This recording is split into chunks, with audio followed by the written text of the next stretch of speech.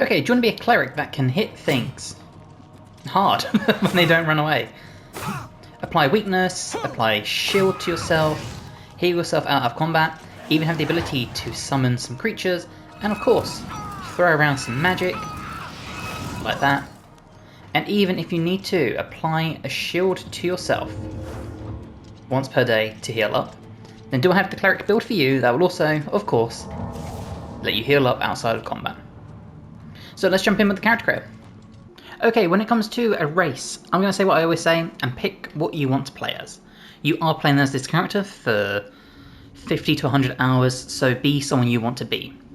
If you don't care about that though, and you just want a more min-maxed or optimized race, then there are a few options. We start of course with the Breton, and this would probably be my go-to. And if we check out the stats, and we come to the top here, there's obviously the Sistress and the Hive Rock. In my opinion, the Sistress is the better one. 40 strength, 50 intelligence and 50 willpower, the two biggest things needed for magic. And we also have a 50 magicka bonus.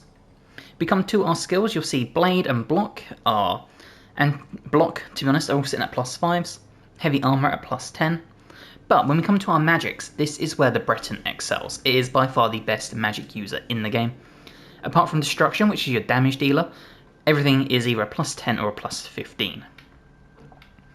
Now, if you don't, oh, that's a press wrong button. If you don't care too much about being fully powered with magic, then the Nord would be my personal go-to. The reason I say the Nord is 50 strength. Now, intelligence and willpower, if you go Western, not amazing. If you go Eastern, you can actually boost this. And it'd be 50 strength, 30 intelligence, 40 willpower, 40 endurance, the 4 key stats for this build. When we come to our actual skills, +15 to blade, +10 to block, +15 to blunt, +15 to heavy armor, and of course a +10 to restoration. So some really big skills here for a cleric type build. So in my opinion, the Nord is the most OP one to go for. Now, on the reverse of that, if you went for something like the Red Guard, whereas the Breton is very magic focused, the Breton is very melee focused. If we check out our Dragontail Mountains and our Alcair Desert, you'll see there are some differences. Now me personally, I do think the Dragontail Mountains is the best option. The 50 strength, 30 to intelligence and willpower, not ideal. 50 endurance. But if we come to the skills, you'll see blade at +15, heavy armor +10. We've got only a +5 to block, but blunt +15, and magics are all sitting at a +5. Now between these options, I would probably suggest the Breton next, just for the magicka bonus. But if you did want to have a more min-maxed build, in my opinion, the Nord is the one to go for, and again, we're going to go with the Eastern. And that's what we're going to use for the sake of this demonstration. Now when it comes to the birthsign, there's actually a few options you can go with. Now this will depend on what you want to do. You can either balance stuff out, or you can sort of double down on one skill. For example, doubling down, if you went with the Breton and then went with the Mage, you're doubling down on the magic side. Or you can sort of spread yourself. Now, what do I mean by that? For example, we'll take the Breton again. Take the Breton, we know they've got high willpower and high intelligence, so we can fortify that with some fortify endurance and fortify strength to balance out those key features we need for a cleric build. I prefer the balancing option if you're going to go with these baseline stats. And to balance things out, it would be the warrior. So fortify endurance, this is your health pool as well as how quickly your health regenerates. And fortify strength is what's going to improve your damage with bladed and blunt weapons. Now, as we go through, there's also the Mage, fortify magicka, so this will increase your magic by 50 points. Again, a really good option. There's the Apprentice, this would be a bit more of a glass cannon one. You could do this, I wouldn't not recommend it, but I do think there's better options. The Atronach is awesome, but the stunted magicka, where magic regeneration is halted, is an issue. So you will have to work out ways in gameplay to regenerate your magicka. But essentially, increase your magicka by 150 points, and a 50% chance to absorb spells cast at you. So this is really powerful, but you have to make sure you keep on top of regenerating your magicka manually. The other option I really like is the Lord. Shield, increase your armor rating by 15, and resist magic to increase your magic resistance by 15%. So we've gone with the Nord. If I was taking the Nord, I would either take the Warrior, or I would take the Lord. I think for the sake of this, we are going to take the Warrior just to fortify endurance and strength. But again, if you feel like you might need a bit more defensive capabilities, then go with the Lord. And now we get to pick our class, and for this we will make a custom one, and we'll start with combat. Now, for combat, we really just want to focus on a few things, which will bring us to our favourite attributes, and we get to pick 2. And these 2 will increase by +5. So, strength is our main one, because we are going to be using either swords or blunted weapons to damage enemies. Choice is really yours. You can either go with the blunt weapons or the bladed weapons. They both have really good features the more you level them up. And then I personally like taking endurance here, because I feel like intelligence and willpower you can regenerate pretty easy. I think having that extra health and regeneration is just worth it, especially early game. But if you want to take intelligence to increase your maximum magicka, or your willpower to increase how quickly your magicka regenerates and your maximum fatigue, I honestly wouldn't try and talk you out of it.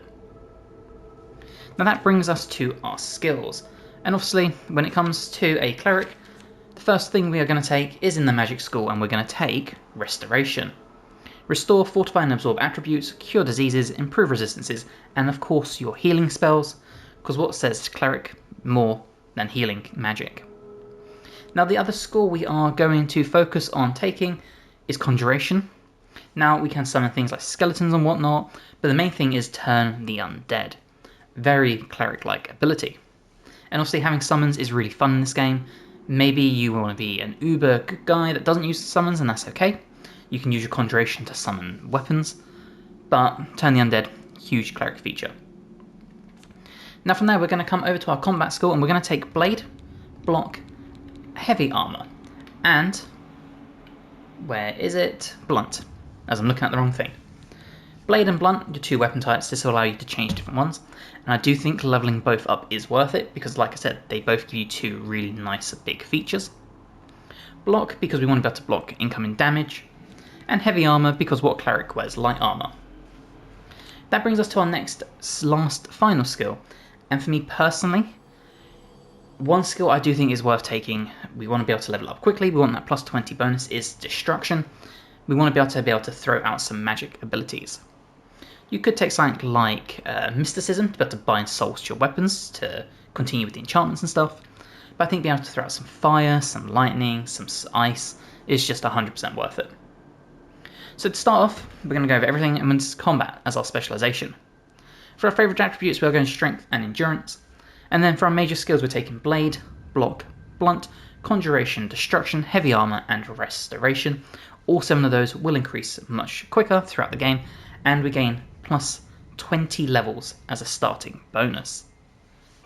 Okay, let's check out the skills we've taken and what happens as you level them up. Now with bladed weapons, as you level these up, your power attacks will deal more damage and become more durable. We'll also be able to apply weakness to an enemy, which is a huge bonus. As you keep going, you'll be able to apply bleed, another big bonus. And then finally, when you master it, the weakness to normal weapon applied by your power attacks is even stronger, and applying weakness and then swinging for the fences can really take down enemies so quickly. Block is all about improving the durability of your shield and weapon, so when you block an attack, the durability doesn't decrease, and as you go through you'll lose less fatigue and also be able to deal a shield bash that will deal extra damage. This is a lot more handy than you might think. I think this is probably an unsung ability to take, and it's just perfect. Now Blunt is really interesting because the power attacks you deal with this as you go through not only deal more damage, but you can also gain a temporary shield.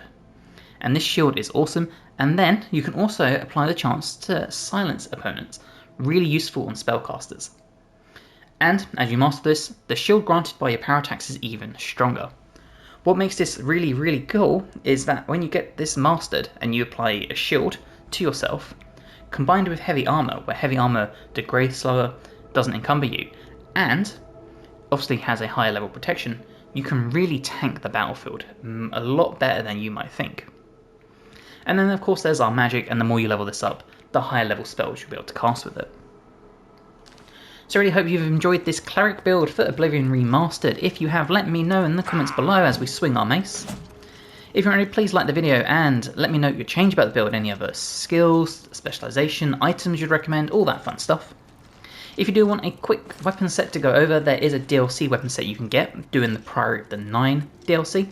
I won't spoil it in case you haven't done it, but it's really good for a cleric build. There's a lot of restoration on it. So again, I really hope you enjoyed it, and if you have, hopefully, I'll see you in the next one. Bye guys.